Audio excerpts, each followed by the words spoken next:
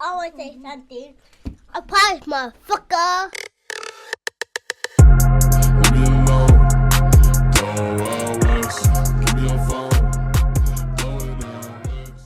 What's going on, everybody? It's that ordinary podcaster with the extraordinary thoughts that tells you to stop being great and be extraordinary. I'm Demetrius Thigpen, also known as Meech Speaks, and welcome back to another episode of the Talkin Crazy podcast. Now, before we get started with this podcast, do me a favor, head on over to your favorite streaming platform, whether that's Apple Podcasts or Spotify Podcasts, and leave this podcast an honest review, because this podcast deserves to grow just as much as we do.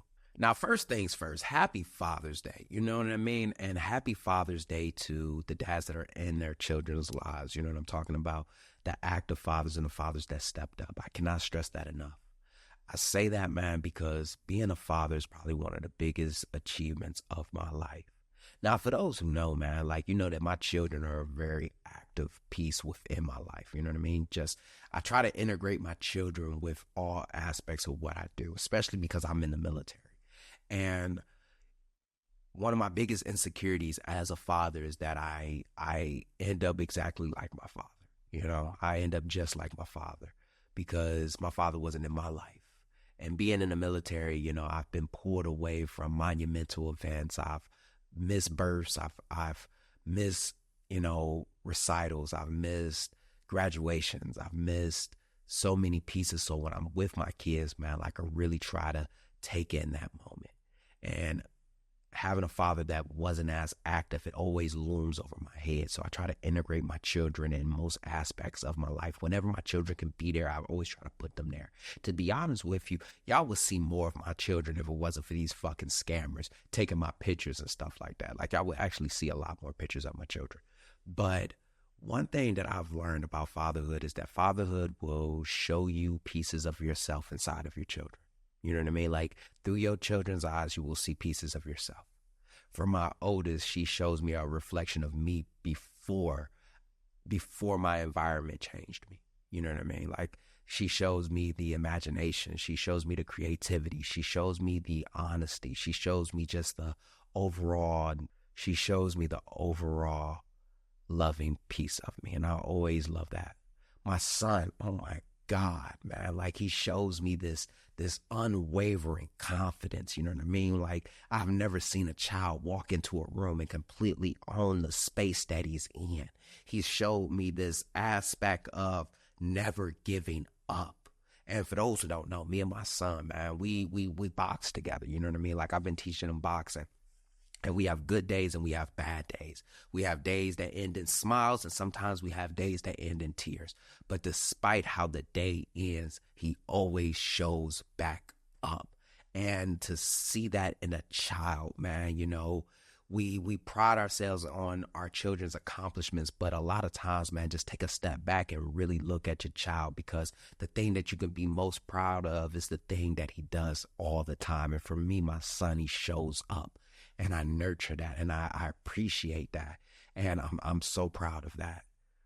And lastly, you know, my youngest, man, like, oh my God, bro, I've never seen a wildfire. What she has actually showed me is a level of patience, you know, a patience that I never thought that I would have. And she's also showed me that sometimes you ain't got to match the energy. All right, you do not have to match the energy. Just because she's got big energy, that don't mean that I need to have big energy. I need to have energy that can bring her back down. And she showed me this caring side as well. So I'm forever grateful for having the opportunity to be a father. You know what I mean? Like, really having that opportunity to be a father. Now, speaking of opportunities, man, speaking about milestones, man, speaking about major things within my life, I don't know who need to hear this, but did y'all see that one of my videos hit 1 million views? Like for real, like did anybody see that one of my videos hit 1 million views? Like, come on, man. Like, to see that M up under one of my videos, man, like, look. I know this is the part where people usually say that they ain't trying to brag or boast, but I'm going to sit here and just be completely honest with you. I'm bragging and I'm boasting because of the simple fact of I remember how far I've come. You know what I mean? Every time that I've hit a major milestone within my life, I always sit back and I say to myself, man, like, you've come so fucking far, Demetrius. And for those who just tuning in now, like you just found me on your feed or somebody just recommended you to me, man. Like I remember when I was in the closet, and I'm talking about not like just any old closet. It was the storage space. Around me was toilet paper and paper towel and other things that you get from Walmart that you buy in bulk. It was a storage closet that I had cleared out like a little corner. You know what I mean? I had cleared out a little corner just so I can record in. Recording equipment, I had a headset from my Xbox with a gaming mic, you know what I mean? I had an Android phone, I had an Android app, and I was just kicking that heat in a corner, uploading it. I wasn't editing anything out. So to see that my content, not only it resonated, not only did it make its rounds, but to be viewed by 1 million people, man, like I will always be forever grateful, because no matter what the situation was, I showed back up. You know what I mean? On the days where I felt like I wanted to give up, man, and I really want to let me kick my testimony real quick, because I don't know who going through it right now. You know what I mean? Like, I don't know who need to hear this, because I know it's somebody driving to a job right now, man, and they got that feeling inside of them that they want to give up. You know what I mean? Like them bad days, they starting to add up. You feel me? They feel like their efforts is not being rewarded. They watching everybody else around them get promoted, get rewarded, get recognized. Meanwhile, they still grinding it out. And sometimes they feel like they want to give up. And I just really want to tell anybody that's feeling that right now, man, like if you continue to keep your head down, you continue to keep moving forward, you continue to keep overcoming it, you continue to keep showing up, I promise you, man, eventually, it's going to show. And you already know, how exactly how I always kick it. It may not be today. It may not be tomorrow. It may not be next week. Hell, it may not be next month. To be honest with you, it may not be next year. But I promise you, if you show up, you feel me? Like if you really just show up, it will eventually show, man. Like it will eventually come to life, man. Like, and that is one thing that 1 million views really taught me. Another thing, man, is sticking to the fucking plan, bro. Like the fact that I didn't get 1 million views from telling jokes, and no shade to nobody for that does that, man. That just isn't my lane. I didn't get 1 million views for shaking my ass or doing some weird fucking dance or lip syncing, or I got 1 million views for doing something that was very passionate to me. I didn't do it to create some clickbait. I didn't do it to get a quick 1 million views, man. I watched it every single time, man, just grow and grow. And I remember before it was 1 million views, I remember when I was getting 1,000 views. And I remember before the 1,000, I was just getting 100 views. Before 100 views, I remember I was just getting 10 views. So when I tell you that hard work, it starts to pay off, it really does, man. And for anybody that don't believe it, man, shit, just head on over to my page. Look at my older videos. Listen to my older episodes, man. Like, you hear the growth. You hear how far I've come. You hear how far I've changed. Or let me phrase that, you hear how much I've changed. So I cannot say this enough, man. Thank you so much for the 1 million views. But with that being said, let's go ahead and get started with today's episode. I know somebody thinking right now, 7 minutes of straight heat, and you telling me that we haven't even started today's episode? God damn, Meech, Jesus Christ. I know, man, but I had to get that off my chest. You know what I mean? Like, I really had to get that off my chest because it was Father's Day. I hit 1 million views, and hella freeze over before I get on here and say and not talk about it. You know what I mean? So I really wanted to get started with that, man. But today's episode, man, just like what I did last week, I really want to just start off with a quote. And today's quote is something that it's a quote that I've seen before. It's a quote that has resonated with me. It's a quote that I have hung up in my studio. It's be gentle to your mental. And for those who don't understand, man, a lot of times we are our biggest critics. You know what I mean? We're the hardest on ourselves. We're the first one to hold us accountable, but we're the last ones to give ourselves praise. And on our rough days, we never take our foot off the gas. We constantly are applying pressure.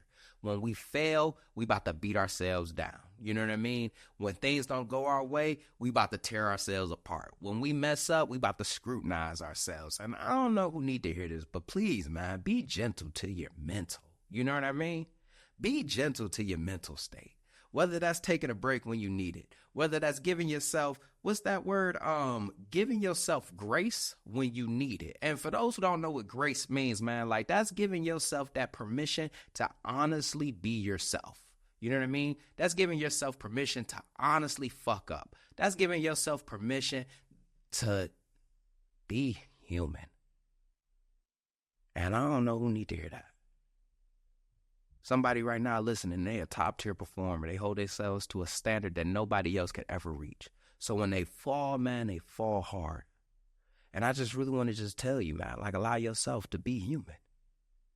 Give yourself that exact same grace that you give everybody else. Let me rephrase that. Give yourself that exact same love that you give everybody else. You know, when you be telling people, hey, you worked hard, go ahead, take the day off. Why don't you give yourself that? When you tell somebody, when you pat somebody on the back for their accomplishments, why don't you do that for yourself?